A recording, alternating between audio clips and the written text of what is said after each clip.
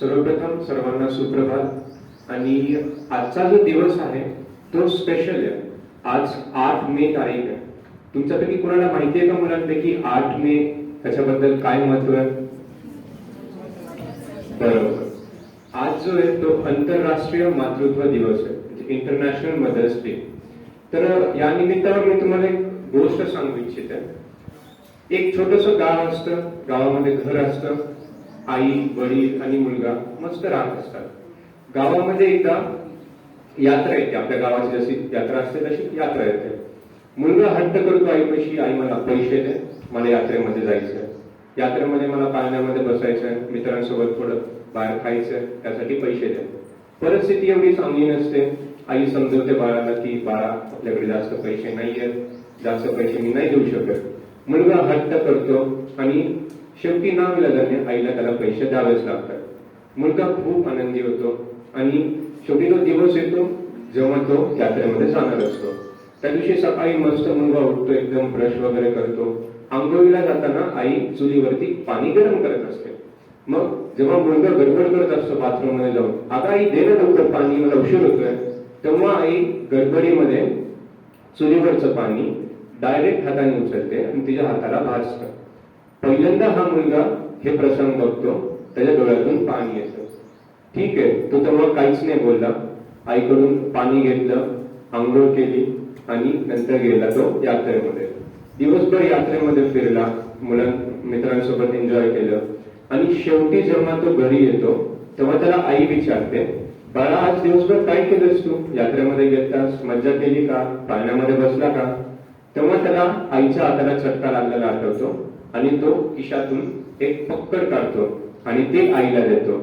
आई आज सकाळी मला जेव्हा तू पाणी देत होती तेव्हा मी पाहिलं की तुझ्या हाताला चटका बसलेला आणि मी आज काहीच खर्च नाही केला, पण त्या पैशाचे मी तुला पक्कड घेऊन आलोय। हीच गोष्ट मी तुम्हाला सांगतो माझ्या मित्रांनो, खासकर जे आता 10वी मध्ये आहेत, 9वी मध्ये आहेत, ह्याकडून जे 2 वर्ष येणार आहेत, बरोबर तुमची नीट किंवा जेई असेल ते ह्या महिन्यामध्ये संपणार आणि इथून पुढे जर 8 मे 2024 किंवा 25 येणार, त्या दिवशी तुम्ही तुमच्या आई वडिलांना जसं ह्या मुलांनी पक्कड गिफ्ट केली आहे, तुमच्या स्टोर मधून तुम्हाला आई वडिलांना हे गिफ्ट करायचं आहे। आपल्या पाठीमागे आपले आई वडील खूप सारे सॅक्रिफायसेस करत असतात मित्रांनो, जे आपल्याला कधीच माहित नसतात। जे काही करतायत त्यांचा विचार करा पहिल्यांदा, त्यांच्यासाठी ते नाराज न होऊयात असं विचार करायचा। कधीही त्यांना चुकीचं वाटेल किंवा त्यांच्याशी थोडं प्रॉब्लेमॅटिक होईल असं बिलकुल नाही वागायचं। जे काही आहे ते आपले आई वडील असतात, आई वडील देवाचा मान असतात। तर इथं किती जणांना पुढे जाऊन 11th-12th सायन्स घ्यायचं मुलांपैकी? बऱ्यापैकी मॅक्झिमम जणांना तर सायन्सच घ्यायचं। ठीक आहे, तर मी तुम्हाला माझी गोष्ट सांगेल। मी एक असं एक्स्ट्रा ऑर्डिनरी मुलगा नव्हतो पहिल्यापासून। मी एक साधारण मुलगा होतो, जास्त एक्स्ट्रा ऑर्डिनरी अभ्यास नव्हता माझा, जास्त हुशार नव्हतो 8वी-9वी पर्यंत। 10वी मध्ये लकीली माझा स्कोर चांगला आला आणि शाहू कॉलेजमध्ये मला 11th-ला एकदम खालून 1 नंबरचं ऍडमिशन मला भेटलं। म्हणजे एकदम वेटिंग लिस्टला 8 सीट्स राहिलेले, त्यातलं 8वं नाव माझं होतं शाहू कॉलेजमध्ये। कोइन्सिडेंटली एकदम चांगलं झालं, मला ऍडमिशन भेटलं। 11वी-12वी खूप अभ्यास केला, एकदम जिद्दीने अभ्यास केला। त्यानंतर 11वी झाली की लॉकडाऊन आलं। 11वी झाली की मे मध्ये आपलं लॉकडाऊन सुरू झालं, मार्च मध्ये। मग घरी आलो, पण अभ्यासाची लिंक तुटू नाही दिली। नीट जी परीक्षा असते ना मित्रांनो, ती जास्त हुशार म्हणूनच क्रॅक करतात किंवा नीट क्रॅक करण्यासाठी किंवा जेई क्रॅक करण्यासाठी खूप काही एक्स्ट्रा ऑर्डिनरी टॅलेंट लागतं किंवा खूप काही जास्त अभ्यास लागतो किंवा खूप काही आपण एक्स्ट्रा ऑर्डिनरी मुलगा असेल तरच होईल असं बिलकुल नाही आहे। एकदम नॉर्मल ऑर्डिनरी मुलगा व्यवस्थित अभ्यास करणारा, ऍज लॉंग एज तो व्यवस्थित अभ्यास करत असेल, त्याचं मस्त अभ्यास करतोय, तो रिव्हिजन दररोज करतोय, डिसिप्लिन आहे आणि रेग्युलरिटी जोपर्यंत मेंटेन करतोय अजून काही लागत नाही। बस एवढं जरी असलं तरी तुम्ही नीट इझिली क्रॅक करू शकता। जास्त एक्स्ट्रा ऑर्डिनरी असण्याची काही गरज नाही। मी सध्या नीट 2021 ची परीक्षा दिली आहे, त्यामध्ये मला 560 गुण मिळून मी गव्हर्नमेंट मेडिकल कॉलेज चंद्रपूर येथे फर्स्ट इयरला आहे सध्या। तर नीट मध्ये दरवर्षी जवळपास 16 ते 17 लाख जण परीक्षा देतात आणि सीट्स जे असतात चांगल्या गव्हर्नमेंट मेडिकल कॉलेजेसचे फ्री सीट ज्याला आपण म्हणतो हार्डली हजारांमध्ये असतात. त्यामुळे जो सिलेक्शन रेट आहे मुलांचा, जे मुलं देतात परीक्षा आणि जे सिलेक्ट होतात, तर हार्डली 0.1% असेल असं मला वाटतं. तर ह्याच्यावरून आपल्याला घाबरून नाही द्यायचं. हा रेशो नका बघू तुम्ही फक्त एवढे एम ठेवा की आपल्याला जे 720 मार्क्स आहेत ना, 720च मार्क्स पाडायचे. 719 पर्यंत जे पण मार्क्स आहेत ते सर्व आपल्या शत्रू आहेत. 720 फक्त आता मिळतात. जेव्हा तुम्ही असं टार्गेट ठेवाल ना फ्युचरमध्ये, तेव्हाच तुम्ही कुठेतरी जाऊन चांगल्या गव्हर्नमेंट कॉलेजेसमध्ये ऍडमिशन मिळू शकेल. जेव्हा तुम्ही ड्रीम करता मुलांचं, तेव्हा कुठेतरी आपण स्टार्स वरती जाऊन पडतो. हे ऐकलं असेल तुम्ही. त्यामुळे तुमचं एम तर सर्वात प्रथम एकदम मोठं असलं पाहिजे. असं नाही की ठीक आहे 400-450 मार्क घेऊ, थोडे पैसे भरून करू, बिलकुल नाही. 720 पैकी 720 जेव्हा तुम्ही टार्गेट ठेवा, तेव्हा कुठं 500-700 मार्क्स पडतात, तेव्हा कुठं जाऊन आपलं सिलेक्शन होतं. हे सर्वात महत्वाचं. तर अभ्यास कसा करावा ह्याबद्दल जर सांगायचं झालं तर सर्वप्रथम तुम्ही डिसिप्लिन असले पाहिजे. जेवढा अभ्यास दररोज होतोय कॉलेजमध्ये, तेवढा तुमचा दररोज घरी झालाच पाहिजे. तुम्ही फिजिक्ससाठी व्यवस्थित न्यूमेरिकलची प्रॅक्टिस केली पाहिजे. फिजिक्समध्ये आता काही चॅप्टर्समध्ये काही कन्सेप्ट अवघड जातात, तर ते तुम्ही ऑनलाईन पाहू शकता. युट्यूबवरती बरेच सोर्सेस आहेत, जेणेकरून तुम्हाला एकदम मस्त शिकवतात टीचर सगळे. केमिस्ट्रीमध्ये म्हणजे अभ्यास जो आहे तो एन्जॉयफुली केला पाहिजे आपण. असं बर्डन मध्ये येऊन बिलकुल नाही केला पाहिजे. तुम्ही जेव्हा अभ्यास एन्जॉय करायला लागाल ना, बस ह्याच्यापेक्षा अजून काही लागत नाही. अभ्यास जेव्हा तुमच्यासाठी एन्जॉय असणार, बर्डनसाठी आरामात तुमचं सिलेक्शन होऊन जाईल. जेई असो किंवा नीट असो किंवा दुसरं आणखी काही सुद्धा असो. त्यामुळे अभ्यास बर्डन बिलकुल नाहीये. अभ्यास आपल्यासाठी एक एन्जॉयमेंट आहे. जसं आपण कधी बाहेर गेलो खेळायला, मित्रांसोबत आउटिंग करतोय, ते जसं आपल्यासाठी एन्जॉयमेंट असतं, आपल्याला मनातून एकदम आनंद भेटतो, तसा जेव्हा तुमचा अभ्यास मित्र बनेल ना, अजून काही लागत नाही. फक्त तेवढं झालं तरी बाज झालं. बायोसाठी बघायचं गेलं तर बायोसाठी तुम्ही एनसीआरटी व्यवस्थित करा. एनसीआरटी मध्ये जे पण पॉईंट्स आहेत 11th-12th मध्ये जे सीबीएसई मध्ये जे त्यांना माहित असेल एनसीआरटी कशी रीड करायची ते. 11th-12th मध्ये जे आता एनसीआरटी भेटते आपल्याला, पूर्ण लाईन टू लाईन एनसीआरटी आपली पाठ झाली पाहिजे. असं एक कोणत्या पण चॅप्टरची कोणती पण रँडम लाईन जर अर्धी म्हणली तर तुम्हाला पुढची अर्धी लाईन कम्प्लीट करायला पाहिजे. एवढा अभ्यास डीप करावा लागतो. कारण बायोचा जो पेपर असतो तो ऑलमोस्ट 90 पैकी 89 क्वेश्चन्स एनसीआरटीतून असतात. तुम्हाला बाहेरचं जास्त करायची काहीच गरज नाही. ऑलरेडी एनसीआरटी तेवढंच खूप अवघड असतं. जेव्हा तुम्ही एनसीआरटी व्यवस्थित कराल, तुम्हाला बाहेरचं करायची गरज नाही. लाईन टू लाईन एनसीआरटी करा, तुमचे बायोमधले मार्क्स कुठेच जाणार नाही. केमिस्ट्री बघायचं झालं तर इनऑर्गॅनिक, ऑर्गॅनिक आणि फिजिकल असे 3 डिव्हिजन पडतात. इनऑर्गॅनिक हे जवळपास बायोसारखंच असतं. एकदम मस्त युनिट असतं. S block, P block, coordination chemistry, खूप मजेदार इनऑर्गॅनिक केमिस्ट्री आहे. तुम्ही जेव्हा इनऑर्गॅनिक केमिस्ट्री वाचायला जाताना एका वेगळ्या जगामध्ये असतात असं वाटतं तुम्हाला. कारण त्यामध्ये कन्सेप्टच खूप भारी असतात, फक्त पाठांतर थोडं जास्त असतं त्यामध्ये. ऑर्गॅनिक केमिस्ट्रीसाठी पण एनसीआरटी मेन करा. थोडेफार तुम्हाला जे टीचर्स आता आपल्या एपीएस मध्ये जे आपल्याला फाउंडेशन भेटतंय ह्या लेवलवरती, किती चांगली गोष्ट आहे. तुम्ही याचा पुरेपूर फायदा करून घ्या. आतापासूनच जेव्हा 10वीचे काही मुलांनी जे परीक्षा दिली आहे किंवा जे आता 10वीत आहेत, आतापासून थोडं आयडिया घ्यायला सुरू करा नीट बद्दल किंवा जेई बद्दल, जे पण तुम्हाला फ्युचरमध्ये करायचं ते. जेवढ्या लवकर तुम्ही क्राऊड पेक्षा सुरू कराल ना अभ्यास, जेवढ्या लवकर तुम्ही बाकीच्या लोकांपेक्षा पुढे असाल, तेवढ्या लवकर तुमचं सिलेक्शन 100% होणार. कारण नीटची परीक्षा आहे किंवा जेईची परीक्षा आहे, ती सिलेक्शनची प्रोसेस बिलकुल नाहीये. ती मुलांना डिसिलेक्ट करण्याची प्रोसेस आहे. तुम्ही जेव्हा गव्हर्नमेंट सीट मध्ये भेटताय किंवा एखादं कॉलेज भेटतंय, तर ते तुम्हाला भेटत नाहीये. तुम्ही कोणत्या तरी मुलाला खाली ढकलताय आणि मग तुम्ही वर जाताय. खूप जीव घेणे स्पर्धा आहे माझ्या मित्रांनो. तुम्हाला आतापासून जेवढ्या लवकर सुरू करता येईल तेवढ्या लवकर सुरू करावा लागणार आहे अभ्यास. कारण शेवटी 2 वर्षामध्ये तर अभ्यास होतोच, पण तुम्ही जेवढं वेगळं करणार, बाकीच्यांपेक्षा तुमच्याकडे काही वेगळं टॅलेंट असणार, तेव्हाच तुमचं काहीतरी वेगळं रूप दिसणार, तेव्हा तुम्ही जास्त चांगल्या कॉलेजेसला जाणार. त्यामुळे 10वी पासूनच तुम्ही तयारी करायला सुरू करा. तर ज्या विद्यार्थ्यांची 10वी झाली आहे, नका वेकेशन्सला जाऊ, नका कुठं बाहेर जाऊ, मस्तपैकी आपल्या कॉलेजचे फाउंडेशन्स घ्या. तुम्ही फाउंडेशनचे बुक असतील ते वाचायला सुरू करा. आणि जास्त काय झालं तर तुम्ही बायो तरी वाचू शकता. बायो खूप सोपं आहे. तुम्ही पहिले चॅप्टर्स जे 11वीचे लिव्हिंग ऑर्गॅनिझम असेल किंवा बायोलॉजिकल क्लासिफिकेशन आहे, प्लांट किंगडम, अॅनिमल किंगडम, बऱ्यापैकी नवीन आपल्याला झालेलं आहे, ते तुम्ही परफेक्ट करा. काही टॉपिक्स असे असतात नंतर की खूप मोठे मोठे असतात आणि त्याच्यावरून जास्त क्वेश्चन्स येत नाहीत. आणि काही टॉपिक ज्याला तुम्हाला कदाचित माहित नसतील की बायोटेक्नॉलॉजी म्हणून आहे, छोटाच टॉपिक आहे, बट नीट मध्ये नेहमी लाईक 9 ते 10 क्वेश्चन्स येतात, म्हणजे ऑलमोस्ट 40 मार्काचा टॉपिक आहे. असे टॉपिक्स बिलकुल नाही सोडायचे. छोटे टॉपिक आहेत, आपल्याला जास्त मार्क्स देणार आहेत 100%. सर्वात पहिले ते टॉपिक्स करायचे परफेक्ट. कारण जसं आपले अभ्यास करतोय आपले मार्क्स हळूहळू खूप करत जायचे, आपल्या खात्यामध्ये मार्क्स वाढवत जायचे. आपल्याला एवढंच आपलं एम असलं तर. अजून तुम्हाला काय विचारायचं असेल तर तुम्ही विचारू शकता.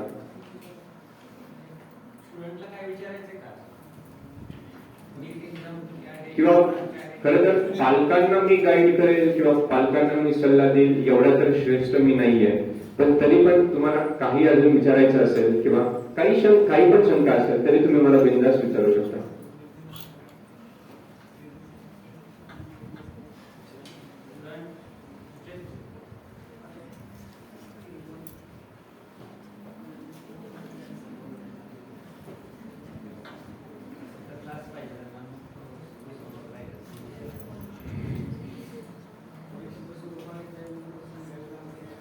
हा ठीक आहे.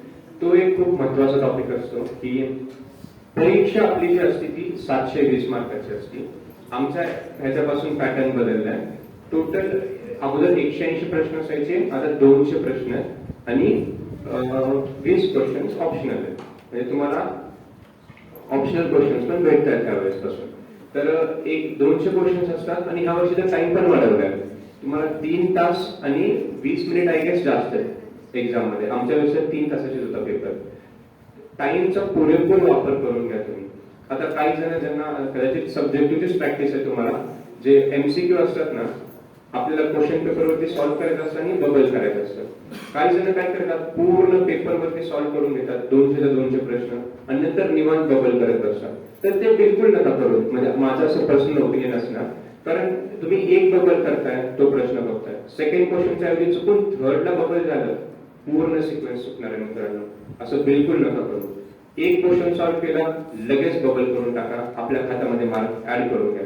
असं पण होईल पूर्ण पेपर तुम्ही मस्त सोडवलाय पेपरवरती आणि ओएमआरच्या वेळेस नेमकं टाइम नाही भेटला, इन्व्हिजिलेटर सपोर्टिव्ह असतो नसतो काहीच माहित नसतं, पेपर आपला हातातून घेतला, संपला विषय, काहीच करता येत नाही. किती पण भारी पेपरला सोडवला असेल, इकडे एक पण बबल नाहीये, 0 मार्क आहे तुम्हाला, त्याचा काही उपयोग नाही. जसा क्वेश्चन आपला सॉल्व्ह होतोय लगेच आपल्या ओएमआर वरती गोल करून द्यायचं, आपल्या खात्यामध्ये मार्क्स वाढवून घ्यायचे, त्या प्रश्नाचा विषय संपवून द्यायचा, परत बघायचं नाही. आणि एकदा प्रश्न वाचला आणि बबल केला की पास, परत त्या प्रश्न विचार नाही करायचा. बबल केल्याने तुमचं बदलत नाही, त्याच्याऐवजी दुसरा बबल केला तर ते निगेटिव्ह मध्ये जाणार. एकदा प्रश्न झाला आणि असं वाटते की चुकीचं आहे, काही नका विचार करू, बस पुढचा प्रश्न न चुकावा ह्याच्यासाठी प्रयत्न करा.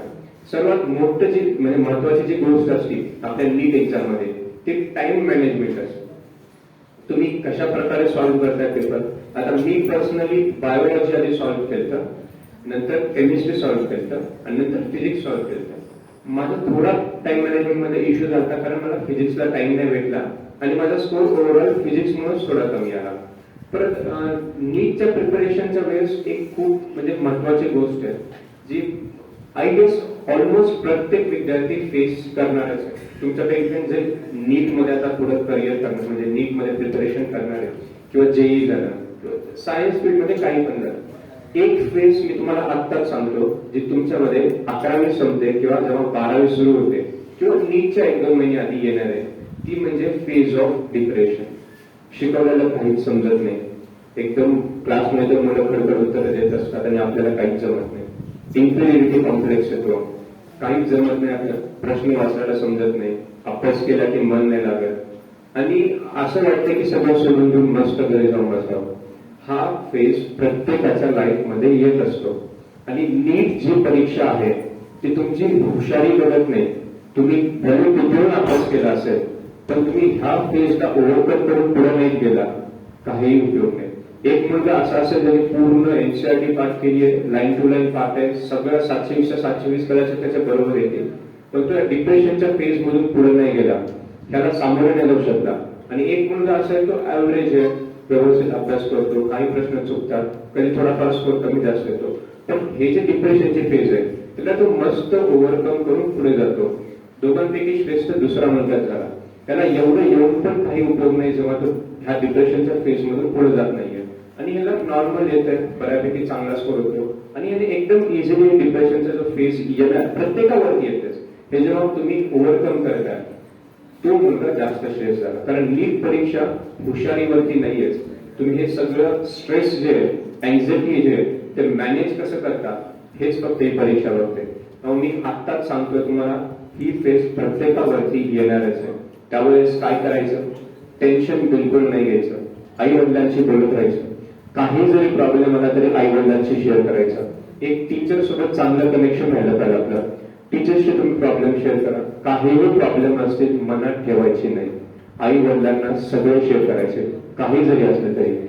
आपल्या जगात जर सर्वात मोठं हितचिंतक कोण असेल जे स्वार्थ पाहत नाही, काही त्याच्यामागे मटेरियलिस्टिक गोष्ट नसते, ते आपले आई वडील असतात मित्रांनो. काही स्वार्थ नसतं त्यांचं. कधी पण ते आपल्या चांगल्याचाच विचार करतात, वाईटचा विचार त्यांच्या मनात चुकून पण येत नसतो. कदाचित एका दुसऱ्या वेळेस आपल्याला त्यांचा राग येईल त्यांच्या डिसिजन्सचा, किंवा ते एका वेळेस रागवतात. लक्षात ठेवा तेवढ्या पुरतच असतं ते इन द लॉंग रन आपल्या चांगल्यासाठीच असतं. त्यामुळे आई वडील जे म्हणतायत ते ऐका. आई वडील कधीच तुम्हाला चुकीचा सल्ला देणार नाही.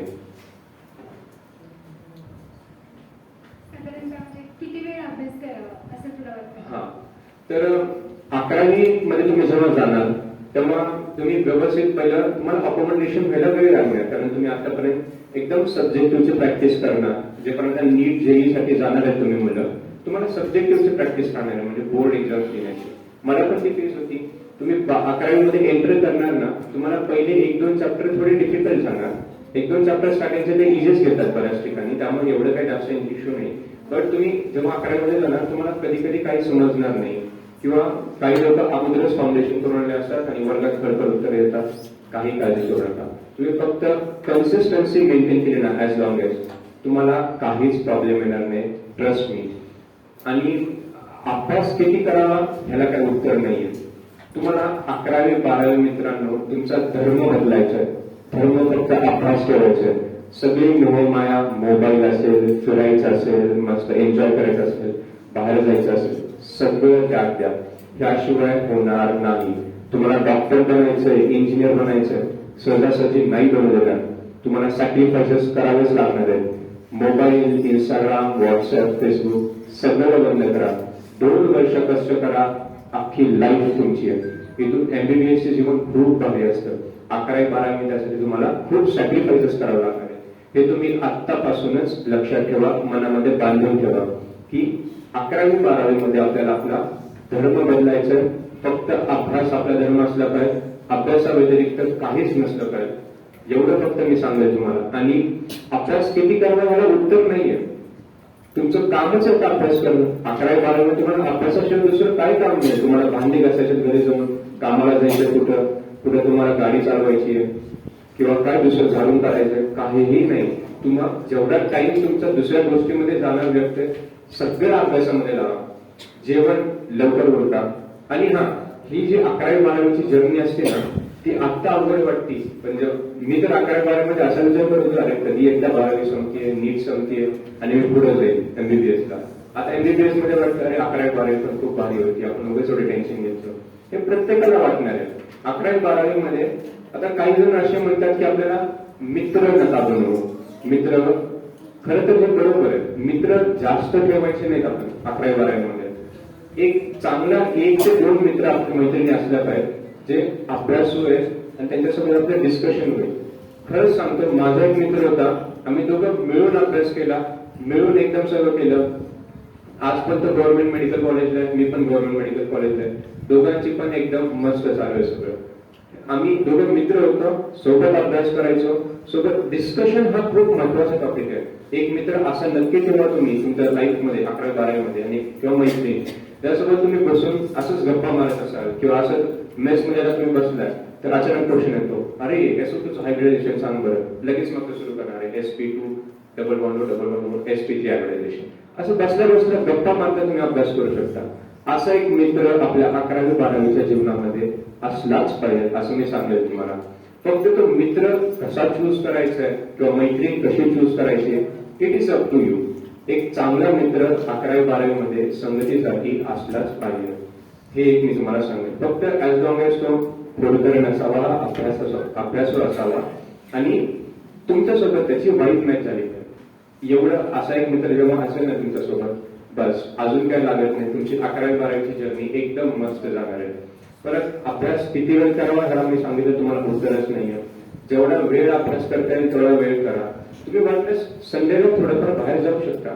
थोडंफार आता बाहेर जावा थोडंफार बाहेरचं खावा संडेला मेसला आम्हाला सुट्टी असायची संध्याकाळी आम्ही जायचो बाहेर थोडं कधी कधी पाणीपुरी खायचो दाबेली खायचो येऊन परत अभ्यासाला बसायचो असं पण नाही की पूर्ण तुम्हाला अभ्यासच करायचा संडे तुम्हाला भेटतो आराम करायला संडेला तुम्हाला भेटत असते थोडी फ्रीडम संडे मस्त एन्जॉय करायचा संडेला बऱ्याच वेळा एक्झाम असते एक्झाम झाली की तुम्ही थोडंफार मित्रांसोबत पेपर डिस्कस केला किंवा पास एक अर्धा एक तास तुम्ही बाहेर एन्जॉय करा वापस रुटीन असेल परत जसं जसं तुमची नीट जवळ येणारी ना अभ्यास खूप जास्त वाढवावा लागतो काही जणांचे पालक असे म्हणत असतात इनफॅक्ट माझी पण आई आणि पप्पा किंवा आजोबा असे म्हणायचे की बाळा पहाटे उठत जा 4 वाजता आणि अभ्यासाला बसत जा हे मला कधीच जमलं नाही की पहाटे उठून अभ्यासाला बसणं मी फ्रँकली सांगतोय पालकांची इच्छा असती बरेच की पहाटे उठल्याने अभ्यास होतो मस्त पहाटे अभ्यासाला लवकर उठून बसलं पाहिजे माझा तरी होत नव्हता आणि हे पालकांनी समजलं पाहिजे की प्रत्येक मुलाला असं नाही की पहाटे उठून अभ्यास होतो मी जसा अभ्यास करायचो शेवटला मी रात्री 8ला बसायचो अभ्यासाला आणि पहाटे 5-6 पर्यंत अभ्यास करायचो दिवसा झोपायचो आणि मग रात्री अभ्यास करायचो मला माहिती आहे खूप वेगळं शेड्यूल आहे तुम्ही तुमच्यानुसार बनवू शकता माझा अभ्यास रात्री खूप चांगला असायचा काहीच डिस्टर्बन्स नसतं रात्री आवाज नसतो ना काही नसतो कुणाचा फोन येत नाही काहीच नाही हे असं मला वाटतं तुमचा दिवसा होत असेल तुम्ही दिवसा करा आणि एक पालकांना रिक्वेस्ट आहे आपल्या मुलाचा जसा अभ्यास होत असेल ना तसा त्याला करू द्या कारण काही मुलांना मस्त झोपून बेडवर अभ्यास होत असेल करू द्या काही प्रॉब्लेम नाही काही जणांना खाली बसूनच अभ्यास होत असेल काही जणांना स्टडी टेबलच लागत असेल काही जणांना पहाटे उठू वाटत नाही उठलं कसं तरी पण अभ्यास करताना झोप येते त्याचा काही उपयोग नाही तुम्ही पहाटे उठून उगाच झोप पण तुमची खराब करताय तुम्ही टाइम वेस्ट करताय आणि दिवसभर तुम्ही फ्रेश नाही राहणार तुमची झोप कम्प्लीट नाही अभ्यास होत नाही ते तर वेगळीच गोष्ट पहाटे होत नसेल अभ्यास काही प्रॉब्लेम नाही तुम्ही दिवसा करा रात्री करा त्याच्याशी काहीही घेणं देणं नसतं शेवटी अभ्यास होणं महत्वाचं असतं नीटमध्ये तुम्हाला हे विचार नाही तुम्ही पहाटे उठून अभ्यास केला का संध्याकाळी केला शेवटी अभ्यास होणं हे महत्वाचं असतं अभ्यास झाला की काही लागत नाही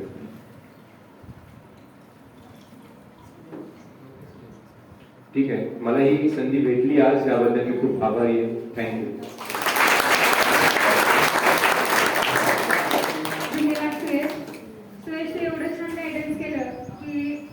म्हणजे आता मुलांकडे प्रश्नच उरले नाही तुला काय विचारायचं खूप छान बोलला बेटा तू यानंतर मी प्रांजली ढेरेंना विनंती करते की तिनेही यश कसे मिळवले हे शेअर करा थोडक्यात शेअर करा सुयशने बरंच काही खूप छान सांगितले तुम्ही सुप्रभात मी प्रांजली ढेरे आता सुयशने इतकं सांगितले की आता मला प्रत्येक पॉइंटला म्हणावं लागेल की जसं सुयश म्हणला त्याप्रमाणे पण जर काही त्याचं राहिलं असेल तर मी सांगायचा प्रयत्न करीन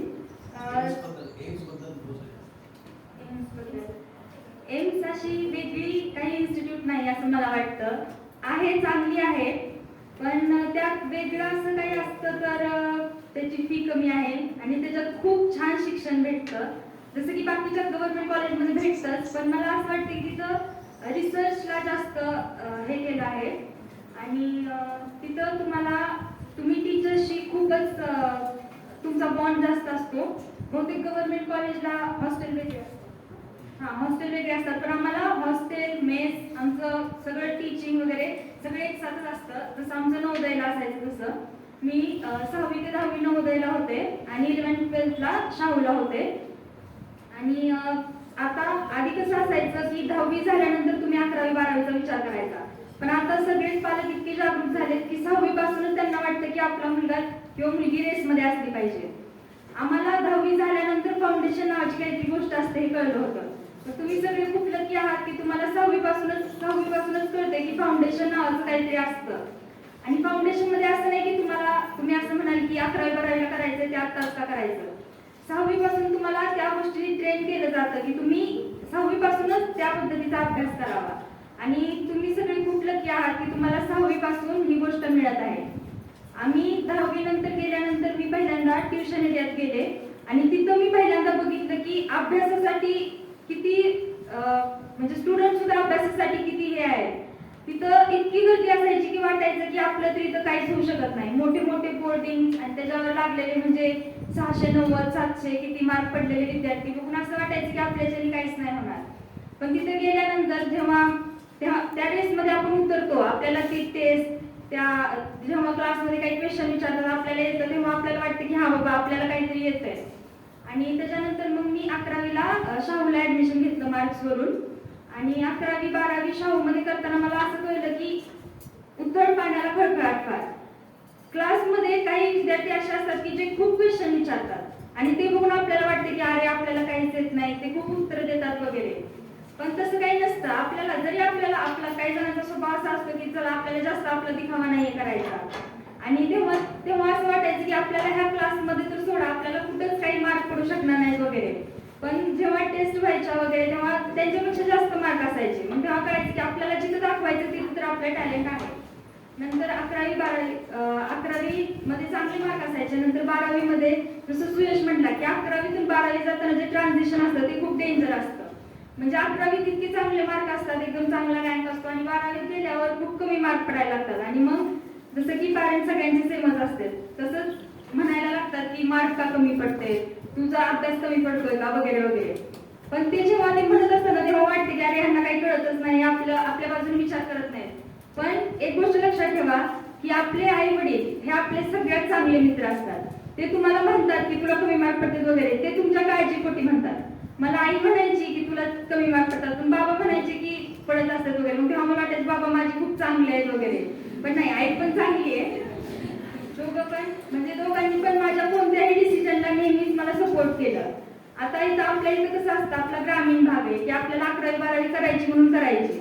पण जर तुम्हाला करायची म्हणूनच करायची तर तुम्ही असं आपल्या बाहेर कुठे ठेवायचं नाही, लातूरला ठेवायचं नाही का, तर बाहेर कसं जाणार, खास करून मुलींसाठी बाहेर कसं राहणार वगैरे. मग तुम्हाला इतकी चांगली संधी भेटते की आपल्या घराजवळ तुम्हाला इतकं चांगलं अकॅडमी भेटते, तुम्हाला इथं सगळं तयारी करून भेटते. तर तुम्ही नक्कीच 11वी-12वी आपल्या मुलांना एक चान्स द्या. जरी तिला 10वीत कमी मार्क असले, 10वीच्या मार्कवर काहीही डिपेंड नाही. 70% पडलेली व्यक्ती सुद्धा आज माझ्यासोबत एम्स मध्ये आहे. म्हणजे मला असं वाटतं की मी 10वी पर्यंत म्हणजे मला 99% पडले पाहिजेत असा विचार करत होते. का तर की मला 99% पडले तर मी चांगली डॉक्टर होईल पुढे, असं काही नाही. 70% पडलेली व्यक्ती माझ्यासोबत एम्स मध्ये आहे. म्हणजे आपण आपल्या पाल्याला चान्स द्यायला हवा की 11th-12th मध्ये, जरी 12th मध्ये झालं नाही चुकून तर मग त्याला अजून एक चान्स द्यायचा वगैरे. म्हणून की आई वडिलांनी आपल्या पाल्याच्या प्रत्येक डिसिजनला सपोर्ट केलं पाहिजे. जर आता असं आपली जर म्हणत असेल की मुलगा किंवा मुलगी म्हणत असेल की मला क्लासमध्ये शिकवलेलं समजत नाही 11th-12th ला, किंवा ते खूप फास्ट शिकवतात किंवा ते खूप स्लो शिकवतात, त्यांचा सिलेबस लवकर कव्हर होत नाहीये, तर तुम्ही त्यांच्याकडे लक्ष द्या. तुम्ही त्याच्यासाठी टाइम द्या की जर तुला ते होत नाहीये तर मग तू त्याच्यासोबत हे दुसरं कर. आजकाल युट्यूबवर वेगवेगळ्या अनअकॅडमी वगैरे सोर्सेस तुम्ही माहित असेल. तर म्हणजे मी ऑनेस्टली सांगेल की मी शाहूचं केलं, पूर्णपणे केलं, पण मी 11वी-12वीत मला युट्यूबचा वेगवेगळ्या जे टीचर शिकवतात त्याचाही खूप उपयोग झाला. तुम्ही तुमच्या टीचर सोबत चांगलं कनेक्शन ठेवा की तुम्हाला कधीही काही डाऊट आला तरी तुम्ही त्यांना विचारावा. आम्हाला 12th मध्ये असताना लॉकडाऊन होतं तेव्हा आम्हाला पूर्ण सूट होती की आम्ही आमच्या टीचर्सला कधीही व्हॉट्सअप करून वगैरे क्वेश्चन विचारू शकतो, आपला डाऊट काही असेल तर विचारू शकतो. आणि ते टीचर्स की आम्हाला वाटायचं की आम्ही रात्री 12ला डाऊट टाकला तर त्यांना काय वाटेल, पण आम्ही रात्री 12ला डाऊट टाकला तर ते आम्हाला रात्री 1-2 वाजता आन्सर पाठवायचे. म्हणजे ते टीचर सुद्धा इतके जागरूक होते आमच्यासोबत. आणि सिलेबस तर आमचा 12th मध्ये आय थिंक डिसेंबर-जानेवारी मध्ये पूर्ण झाला होता. आणि त्याच्यानंतर आम्हाला पूर्ण सेल्फ स्टडीसाठी आम्हाला त्यांनी वेळ दिला होता. आणि त्याच्यानंतर आमची एक्झाम होती सप्टेंबरमध्ये. ऍक्च्युली ऑगस्टमध्ये होती, पण परत पोस्टपोन झाली सप्टेंबरमध्ये. मग त्याच्या 3 महिने आधी त्यांनी आमची टेस्ट सिरीज नावाचा प्रोग्राम ठेवला होता. त्याच्या आधी तर मला खूप कमी मार्क्स असायचे, म्हणजे जसे की 720 पैकी 500, 550 जे मार्क की तुम्हाला खूप कमी वाटतील ते मार्क्स असायचे मला. पण परत जेव्हा टेस्ट सिरीज सुरू झाली तेव्हा सुरुवातीला मी 550 नी स्टार्टिंग केली आणि हळूहळू माझं 620 पर्यंत स्कोअर गेला. आणि माझी इतकी अशी काही अपेक्षा नव्हती की मला 700 म्हणजे असावी तेवढी अपेक्षा, 720 पैकी 720 पडावे. पण माझी तेवढी अपेक्षा नव्हती की मला 720 पैकी 720 पडावे. मला वाटत नव्हतं की मला तितके पडतील. मला वाटायचं की मला 580 पडले, आपलं सोलापूरचं भेटलं तरी माझ्यासाठी खूप आहे असं मला वाटायचं. मी माझी स्वतःची तेवढी जाणून होती की माझी तिथपर्यंत उंची उडी जाऊ शकेल माझी. पण जेव्हा माझा पेपर झाला आणि मी पेपर बघून आले तेव्हा मी बाबांना पहिलं म्हटलं की शाहूच्या पेपरपेक्षा खूप सोपा पेपर होता. मग त्याच्यावरून त्यांना वाटलं की चला मला चांगले मार्क पडतील. आणि जेव्हा मी चेक केला तेव्हा मला 660 पर्यंत मार्क्स आले. मग तेव्हा खरं तर घरात आनंदाचं वातावरण झालं आणि तो आनंद मी इतक्या वर्षात माझ्या घरी कधीच बघितला नव्हता. म्हणजे आनंद असतो प्रत्येक गोष्टीचा, पण त्यांना जी माझ्याकडून अपेक्षा होती ती मी अपेक्षा पूर्ण केली आणि त्यांच्या चेहऱ्यावर जो आनंद होता तो माझ्यासाठी खूप मोठा आहे. आणि एक मुलगी म्हणून आपल्या आई वडिलांच्या चेहऱ्यावर तो आनंद बघता येणं ही खूप मोठी गोष्ट आहे.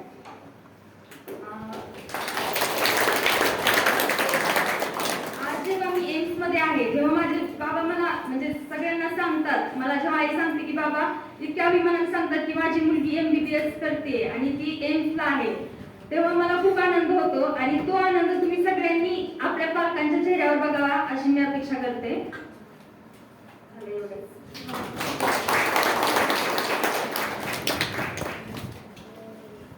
अंजली संदर्भात एक गोष्ट सांगायची आहे की तिथं कॉलेजला जायला ती काल निघाली होती. रेल्वेचं रिझर्वेशन पण होतं, पण आम्ही गेलेल्या कारणास्तव ती थांबली. रिझर्वेशन तिनं पोस्टपोन केलं आणि आजच्या कार्यक्रमाला इथे उपस्थित आहे. दुसरी गोष्ट की नवोदयमध्ये कॉम्पिटिशन खूप असतं. तर ते 6वी ते 10वी टॉपर आहे. एक म्हणजे 6वी, 7वी, 8वी प्रत्येक क्लासमध्ये नवोदयचे देखील टॉपर आहे की जो NCERTचा अभ्यासक्रम असतो. जर नवोदय मधील NCERT अभ्यासक्रम शिकलेली मुलगी लातूरला गेल्यानंतर जर बघावत असेल, कॉम्पिटिशन पाहून, मोठे मोठे होर्डिंग पाहून, विद्यार्थ्यांची संख्या पाहून, तर आता आपण काय विचार केला गेला पाहिजे. तर ही गोष्ट लक्षात घेण्यासाठी आहे असं मला वाटतं. दुसरी गोष्ट, तुझ्या आई बाबांविषयी तू काय सांगशील? म्हणजे आई बाबा काय करतात? शिक्षक आहेत आम्हाला माहिती आहे. ते स्वप्न जे आहे MBBSचं ते फक्त तू पाहिलं होतंस तर कधी पाहिलं होतंस आणि ते आई बाबांचं स्वप्न होतं का? ऍक्च्युली आई बाबांनी स्वप्न पाहिलं होतं की मी अधिकारी व्हावं, पण अधिकारी होणं पण खूप मोठी गोष्ट आहे. जसं की आपल्याला खूप म्हणजे आर्ट्स घेणं आणि त्याच्यानंतर त्या साईडला जाणं. म्हणून मग माझे बाबा म्हणाले की तू 11th-12thला ही सायन्स घे आणि MBBS साठी ट्राय कर. झालं तर ठीक आहे, मग ते जॉब सिक्युअर करून तू परत अधिकारी होण्याचा विचार कर असं. मग मी दरवेळी त्यांचं कोणतंही म्हणणं ऐकत आलेली आहे. म्हणून मी ते जेव्हा मला म्हणाले की तू 11th-12thला सायन्स घे आर्ट घेण्यापेक्षा, मग मी तेव्हा म्हणले की ओके आपण सायन्स घेऊन बघूया. आणि ते म्हणायचे की तू एवढी हुशार आहे की तुझ्याकडून होऊन जाईल. ते होऊन जाईल मला 10th पर्यंत ओके वाटायचं, पण जेव्हा 11th-12thला गेले तेव्हा ते होऊन जाईल म्हणजे इतकं बर्डन टाईप वाटायला लागलं की आपण आधीपासून इतका आपल्यावर सगळ्यांचा विश्वास आहे. आणि असं प्रत्येकासोबत असतं की आपल्या आजूबाजूचे लोक सुद्धा, आपले रिलेटिव्ह सुद्धा आपल्याकडून अपेक्षा करायला लागतात की ही खूप हुशार आहे वगैरे. आणि असं काही नाही की CBSE होते म्हणून आपल्या स्टेट बोर्डला असेल, आपल्याला 80% असेल तरी घरचे म्हणायला लागतात की चला आता ही डॉक्टर होती वगैरे. आणि ते बर्डन घेऊन, म्हणजे बर्डन नाही ते आपल्याकडून अपेक्षा असतात, पण त्या अपेक्षा सोबत घेऊन सुद्धा इतकं मोठं हे करणं म्हणजे मला खूप अवघड वाटतं. थँक्यू. धन्यवाद. बघा, तिनं एवढ्या मार्कांचे बोर्ड पाहिले आणि तिनंही ते अचीव करण्याचा प्रयत्न केला आणि तिला 663 मार्क पडले. खरं तर 663 मार्क पडणे हा जोक नाहीये, कारण आम्ही पाहतोय सिलेबस कसा आहे किंवा क्वेश्चन कशा टाईपचे असतात आणि ते तिने तेवढं मिळवलेलं आहे. खरंच बेटा तुझा मनापासून धन्यवाद.